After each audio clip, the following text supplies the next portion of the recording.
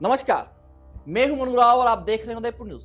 अगर आप अंधविश्वासी हैं और टोने टोटके पर भरोसा करते हैं तो आपको यह खबर जरूर देखनी चाहिए। सोचिए, अगर कोई आपसे कह दे कि आपके ही घर के नीचे सोना दबा है और एक सही पूजा हो जाए तो नोटों की बारिश होने लगेगी, आप क्या करेंगे?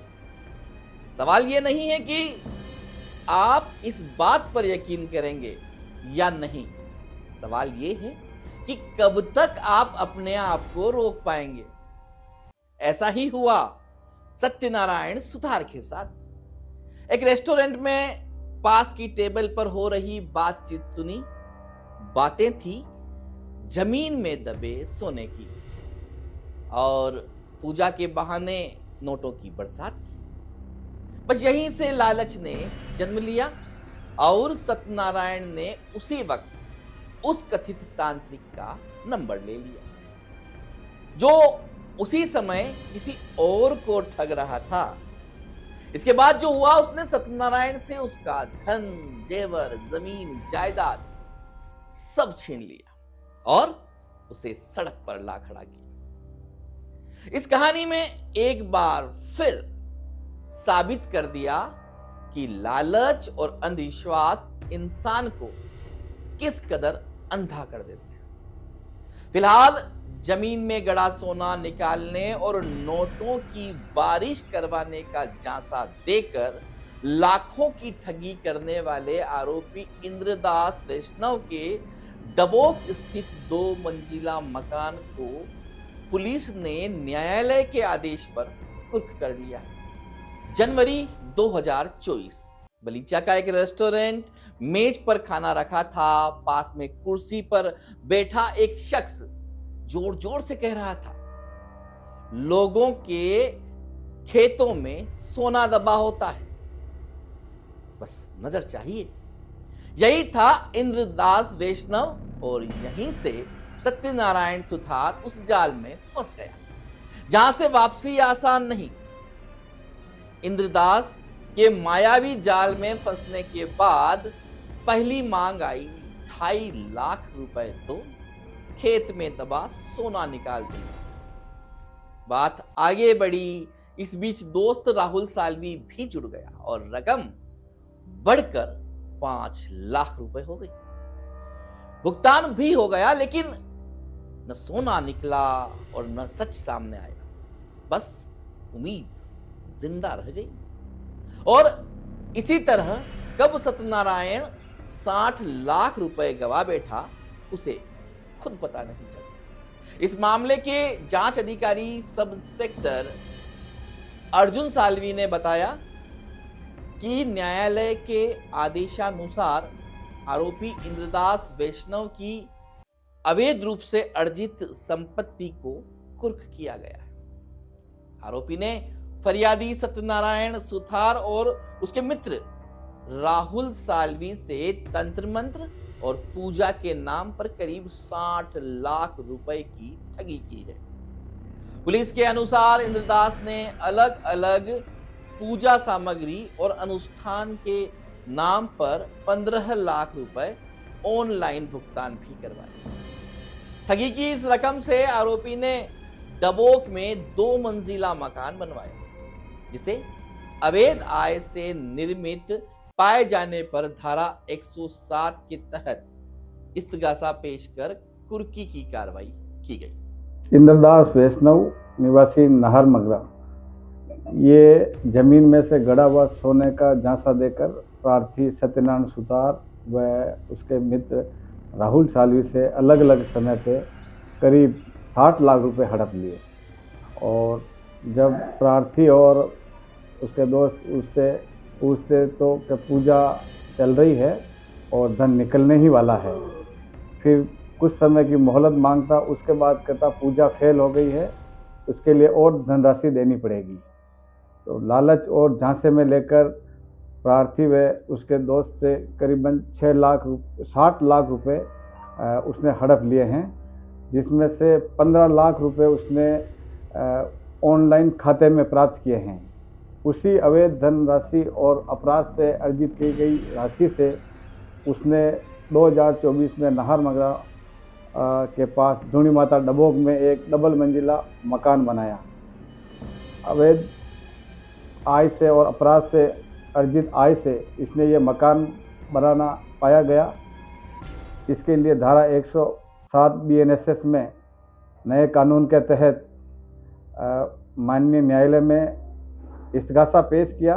माननीय न्यायालय ने अवलोकन के पश्चात इंद्रदास के उक्त मकान को कुर्क करने के आदेश दिए हैं। इसमें कार्यवाही जारी है। माननीय न्यायालय ने भी माना कि सत्यनारायण के साथ ठगी हुई है और उसी ठगी की रकम से आरोपी इंद्रदास ने मकान बनाया।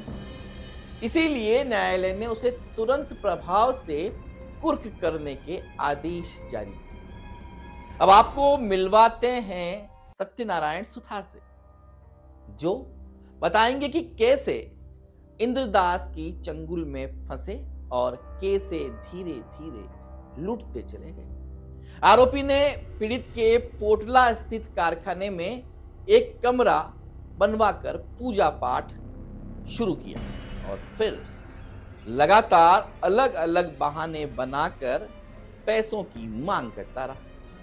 पूजा के नाम पर सिगरेट जलवाना, इत्र छिड़कवाना, सरसों के तेल के दीपक जलवाना और नारियल शमशान में फेंकवाना, सब कुछ करवाता रहा। और अगर कुछ उसकी बात के अनुसार न होता तो धमकी देता कि पूरी पूजा दोबारा करवानी पड़ेगी। कब आपकी मुलाकात इंद्रदास से हुई थी, आप बताएंगे थोड़ा? और 24 में हुई थी सर, जनवरी 24 में। कैसे मुलाकात हुई, कैसे जानते हो आप उनको? हम लोग वो अपना अहमदाबाद वाला हाईवे पे जो बैठे हुए थे, वो एक चाय के होटल पे जी। तो ऐसे हम लोग घूमने गए थे, राहुल और मैं, हम दोनों। जी।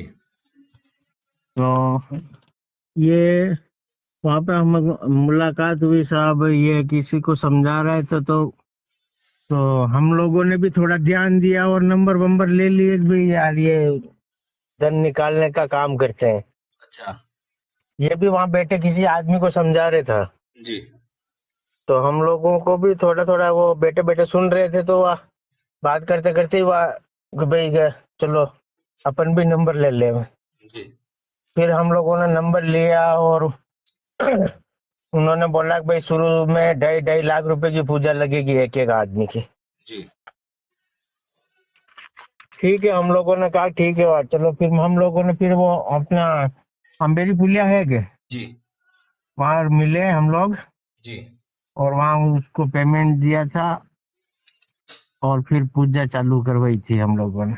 जी। तो धीरे धीरे धीरे धीरे मतलब ये आज बारिश आ गई तो पूजा फेल हो गई। आज आपने मतलब रात को ये क्या करता था कि मिस कॉल मारता था। जी। तो मिस कॉल मारने पे अपने को सुबह में बोलता था कि मैंने रात को फोन किया, आपने फोन उठाई नहीं, मैं तो आपके कारखाने पे काम करने आया था। अच्छा। हाँ, ये ऐसे कर करके हम लोगों को बोलता था कि अभी ये तो पूजा फेल हो गई, अभी पूजा वापस डबल लगेगी। ऐसा थोड़ा थोड़ा थोड़ा थोड़ा करके मेरे से 60 लाख रुपए, राहुल से 10 लाख रुपए और 50 लाख मेरे से ले लिए। अच्छा।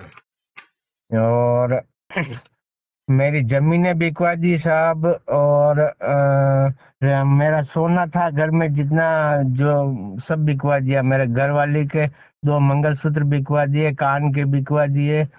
और मेरे मम्मी के रामनामी माडले थे वो बिकवा दिया, कंदोरा बिकवा दिया और मेरी जमीन बिकवा दी, दुकान गिरवी रखवा दी। मतलब ये मेरे को ये बोलता था कि ये इससे डबल ले लेंगे अपन, तू तो दे दे, डबल ले लेंगे अपन, जगह बेच रहा है बेच दे, डबल ले लेंगे। अच्छा। मेरे को ऐसा कर करके मेरी जमीनें भी बिकवा दी साहब। और धीरे धीरे थोड़ा थोड़ा कर करके मेरे से 60 लाख रुपए एंड लिए साहब इसने। जी। तो किस तरह से आपको पूजा करवाता था, थोड़ा बताएंगे आप? पूजा साहब मेरे को सिगरेटें जलवाता था ये इधर में। मेरे को जैसे सुबह 4 बजे या 5 बजे मैसेज आ जाता था जी। कि भाई हर 1 घंटे में इतनी सिगरेट, इतनी ये अंतर की शीशियाँ और इतनी अगरबत्ती जलानी है अपने कारखाने पे। मेरे को एक कमरे में पूरा खाली करवाया और दरिया वरिया बिछोई मेरे से जी। और बोला कि भाई इस दरी मतलब जमीन कहीं ओपन नहीं दिखनी चाहिए, कमरे में जमीन खाली नहीं रहनी चाहिए, क्योंकि उसमें पैसों पैसों की बारिश होगी तो नोट जमीन को टच नहीं होना चाहिए। अच्छा। हाँ, तो पूरे कमरे में दरी बिछोई मैंने। बढ़िया से बढ़िया महंगी वाली दरिया मंगवाई मेरे से। जी। 10-12 हजार रुपए की तो मैं दरिया लेके आया था उसमें बिछाने के लिए। अच्छा। और फिर सिगरेटें भी कितनी जलवाता साहब। कभी तो 19 सिगरेट, कभी भी 18 सिगरेट, 11 सिगरेट, 7 सिगरेट, 5 सिगरेट, ऐसा करके मेरे को पूरे दिन में जैसे 1000-2000 रुपए का तो मेरा ये हो जाता था रोज का। अच्छा।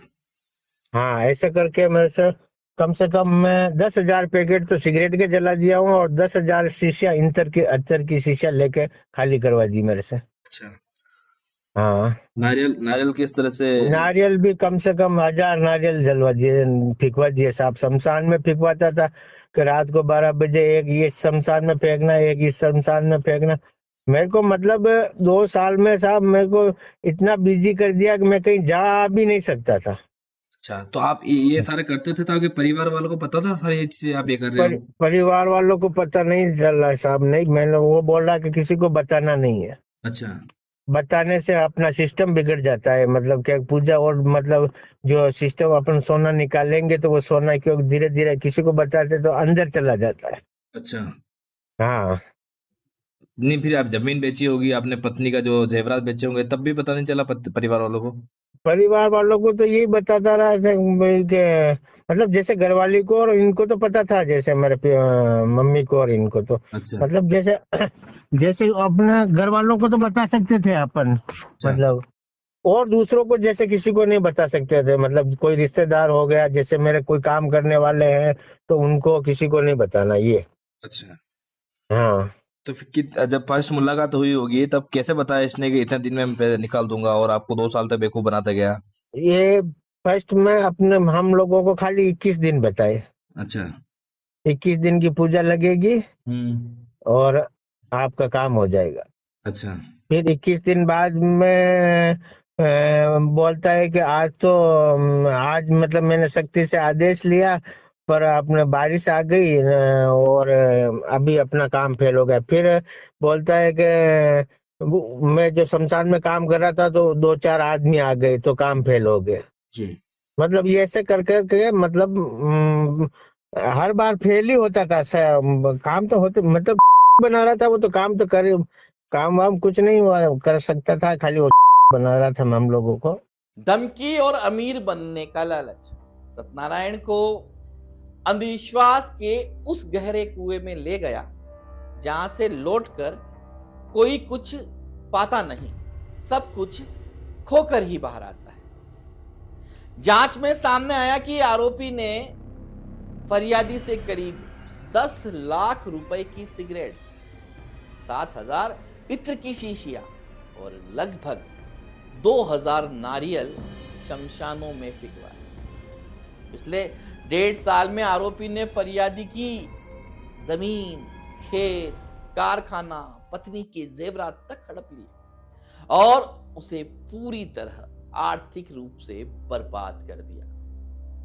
शिकायत करने पर जान से मारने की धमकी दी और तंत्र विद्या से खत्म करने की बात भी कही। यहां तक कि इंसान की बलि देने का प्रस्ताव भी रखा, जिसे फरियादी ने ठुकरा दिया। पुलिस ने आरोपी पर विभिन्न धाराओं में केस दर्ज किया है और इंद्रदास वैष्णव के खिलाफ पहले से ही डबोक थाने में 4 आपराधिक प्रकरण दर्ज हैं और एक मामले में वह सजा भी काट चुका है। सब इंस्पेक्टर थाना गोवर्धन विलास उदयपुर। कितने दिन के भीतर ये जो टोना टोटका का काम किया उसने और कब कब उसको पैसे दिए? 2024-2025 से लगातार ये प्रार्थी गणों को झांसा देकर उनके साथ धोखाधड़ी करता आ रहा था। और विश्वास में होने से ये प्रतिदिन शमशान में नारियल फिकवाना, घर के अंदर 100 सिगरेट जलवाना, घी के दीपक करवाना और इत्र की शीशा खुलवाना, इस तरह इसने 2 साल में करीब 10 लाख की सिगरेटें जलवा दी और करीबन 5-7 हज़ार इत्र की शीशियाँ पूजा में रखवा दी और 1000-2 हज़ार नारियल अलग अलग गांवों के शमशानों में फिकवाए हैं। इससे भी प्रार्थी को करीबन 10 लाख के करीब आर्थिक नुकसान करवाया है इसने। और प्रार्थी पहले से पहचान में था इसकी या फिर कहीं से पता लगा? प्रार्थी उदयपुर घूमने आए तब इनसे जान पहचान हुई और ये फ़ोन नंबर पे ही व्हाट्सएप पे बातें करता और व्हाट्सएप पे ही रिकॉर्डिंगें मंगवाता। प्रतिदिन पूजा की रिकॉर्डिंगें ये फ़ोन पे मंगवाता, जिसको ये देखता, जिससे इसको लगता कि ये भी पूजा लोग कर रहे हैं और उससे ये समझता कि ये भी मेरे विश्वास में चल रहे हैं।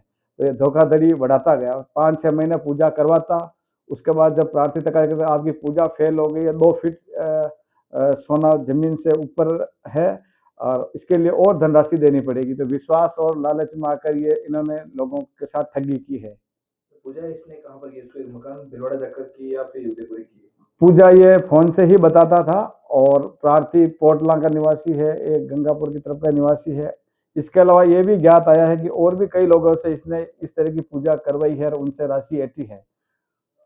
आरोपी की क्या स्टेटस है? फिर इसने जब प्रार्थीगणों ने इससे वापस धोखाधड़ी से ली गई राशि मांगी तो इसने किसी गैंग का नाम लिया और उसने बताया कि मैं उस गैंग का दाहिना हाथ हूं और मरवा दूंगा, मेरे पास जादुई शक्तियां हैं, तुम्हारे शरीर को गलवा दूंगा, 1 महीने में तुम खत्म हो जाओगे। इस तरह की धमकियां देने लग गया फिर ये।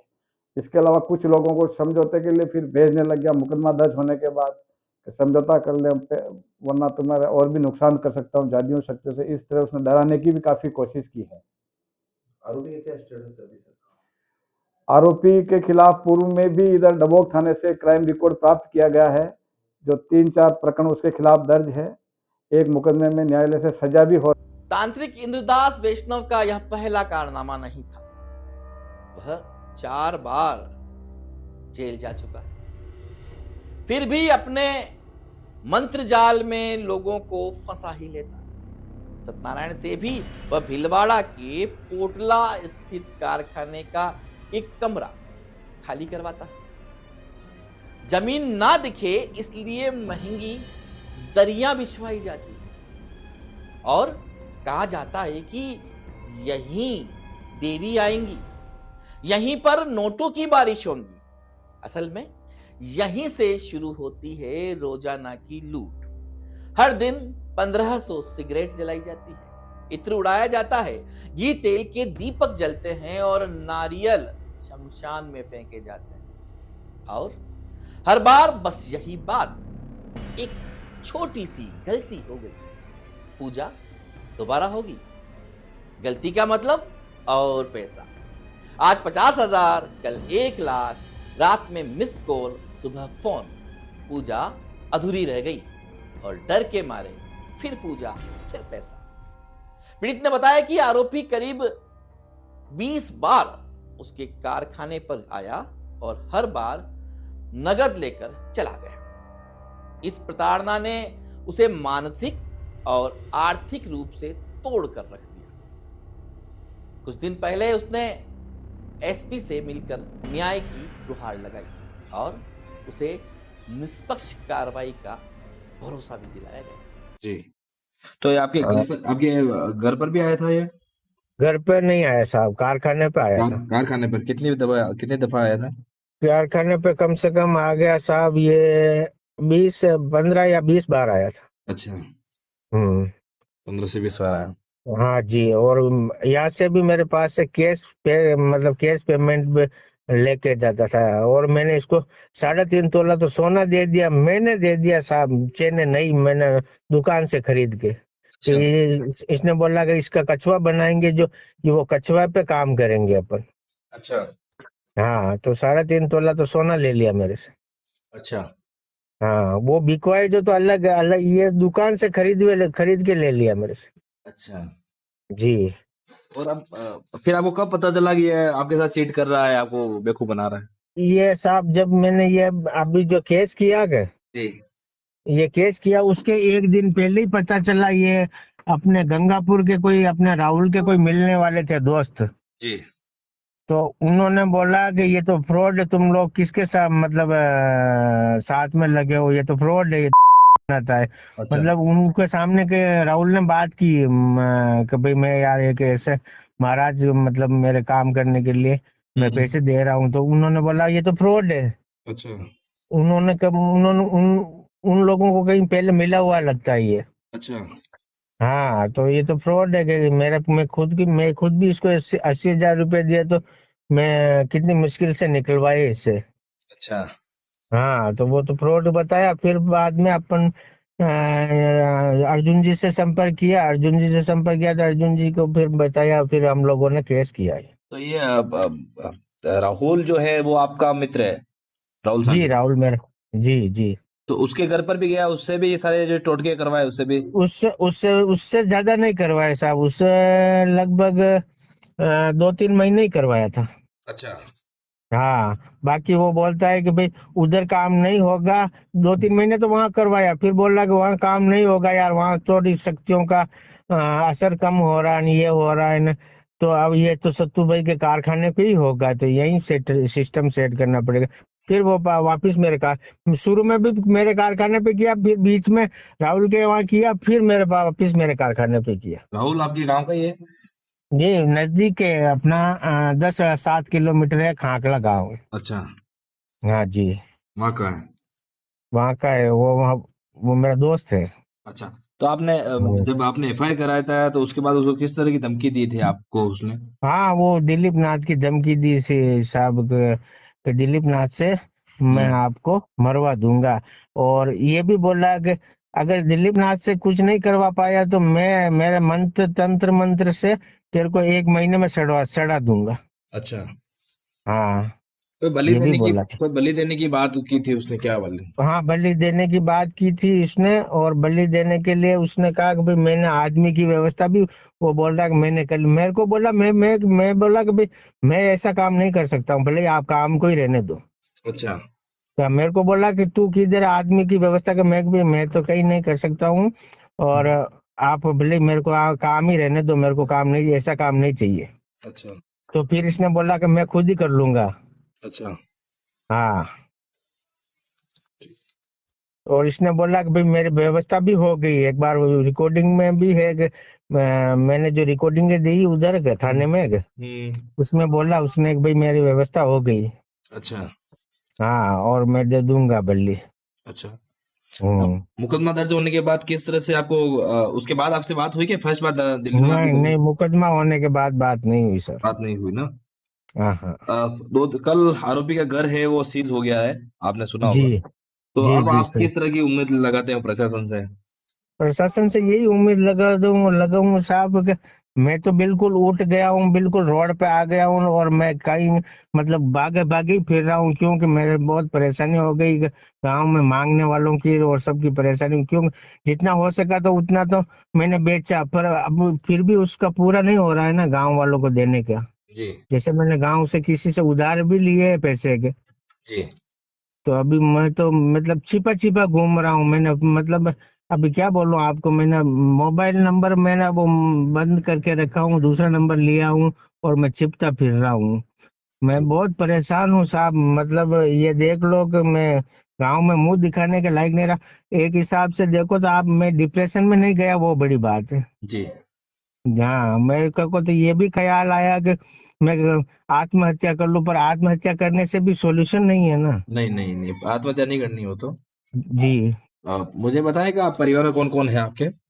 मेरे परिवार में साहब मेरे बच्चा, मेरे एक लड़का है और एक लड़की है। एक लड़की है जो भी अपंग है साहब, इसने बोला कि उसको भी ठीक कर दूंगा। ये बनाने वाली बातें थी, पर वो और मेरे पिताजी है और मेरी मम्मी है और मेरी वाइफ है और बच्चे की वाइफ है। अच्छा। जी। जैसे 4 तो हम हो गए, और ठीक। 5वां वाइफ है, और 6-7 जन है सर। अच्छा, 6-7 जन। हाँ। आपके घर वाले को सबको पता था सिर्फ? बिल्कुल घर वालों को पता था। जी। जी। और अभी क्या कहूँ साहब, मैं तो बहुत परेशान हूँ। मेरे को मेरे ये पैसे मिल जावे कहीं से भी कैसे भी करके एक बार मेरे को ये केस के तो मैं कुछ मतलब कर सकूं। मेरे कार धंधा बंद हो गया साहब, मैं भागे भागे फिर रहा हूँ। कारखाना से ताला लग गया, कारखाना गिर भी पड़ा है साहब। मैं तो घणो परेशान हुए रू साहब। बिल्कुल सब सबूत है हमारा पास। जमीनें बेची उसके सबूत है, कारखाना गिरवी रखा उसका सबूत है, सब है। और जिसको पैसे सब ज्यादा, मैंने यही गलती की, उसको कैश ज्यादा दे दी। अच्छा, आप कुछ समय पहले आप एसपी साहब के भी पास भी आए थे, पेश हुए थे उदयपुर? जी हुआ था ना, एसपी साहब के सामने पेश हुए थे, पिताजी और मैं और मेरी माँ और मेरी वाइफ। अच्छा, क्या बोला एसपी साहब ने, क्या बात हुई? एसपी साहब ने भी यही बोला कि साहब कभी मेरे से जो होगा वो मैं करूंगा, बाकी तो आपका कोर्ट का मामला है। जी। हाँ। और मेरे तरफ से अगर कुछ हेल्प चाहिए तो मैं करूंगा। जी। एसपी साहब ने बिल्कुल संतोष प्रद जवाब दिया साहब, बिल्कुल। जी। आप हम्म। आपके पास उस जो आपने पूजा उजान की, ऐसा कुछ भी हो, वीडियो है तो मुझे भेज दीजिए प्लीज इसी नंबर पर। जी एक वीडियो ही है साहब, बाकी मेरा फोन थाने में पड़ा है। जी हाँ, वो तो मुझे उसमें बताया उन्होंने बताया हाँ, वो वीडियो है। फोटो वीडियो सब जो भी है वो उसी में है। जी। और एक्चुअली सही बात कहूँ तो साहब, फोटो वीडियो तो मैं आपको, रिकॉर्डिंग है, वीडियो सब कुछ बहुत ज्यादा दे देता था, लेकिन इसने साहब मेरा फोन था वो भी बिकवा दिया। अच्छा। मेरे पास S24 25 अल्ट्रा था सर। अच्छा। अरे सब कुछ बढ़िया था साहब, मैं क्या बोल रहा हूँ। S24 था, उसके पहले फिर S25 अल्ट्रा था, इसके पहले S23 अल्ट्रा था।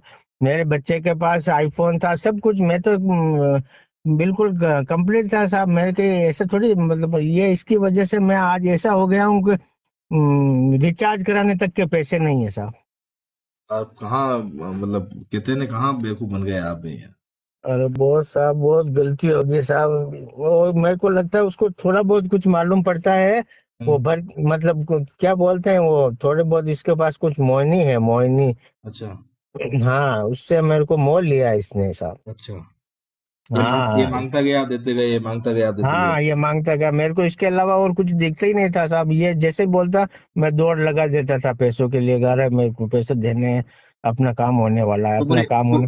ये रात भर आपको जलवाता, दीपक लगवाता, तो पूरी रात भर जागते रहते थे क्या आप? रात भर भी जागता था साहब, पूरे दिन भर भी पूरा काम करवाता था। कहीं भी जा नहीं सकता था मैं।